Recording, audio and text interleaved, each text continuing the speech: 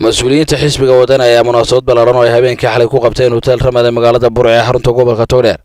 ujeedkeedu waxa soo dhaweynta koox dhalinyaro oo lagu magacaabo Wadani Baan oo ka shaqeysa arrimaha hidaha dhaqanka iyo suugaanta kuna soo biirtay xisbigaasi wadani waxaana intii munaasabadaasi la fadhiyay dhalinyaradaas soo bandhigeen heeso gabayo iyo riwaayado waxaana ugu horeyntii halkaasi ka hadlay gudoomiyaha kooxdaasi dhalinyarada Cali Axmed waxaana kamid ah hadaladiisii kooxdayda markan ka hadlo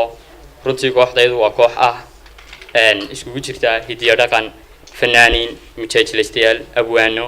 waxaan aad iyo aad ugu hambalyeeynaa xisbiga wadani oo ku talaabsada cadaaladda la dagaalanka qabyaaladda annaguna insha Allah waxaan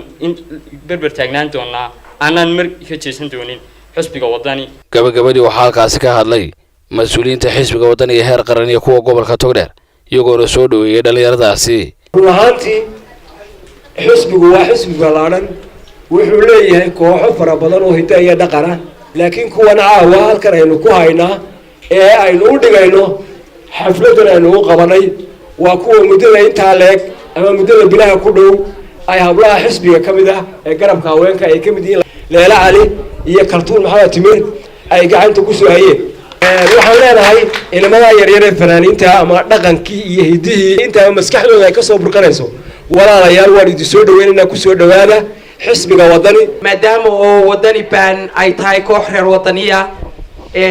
sidgmaalla uu yahay koox reer wadaniya inaad maskaxdiina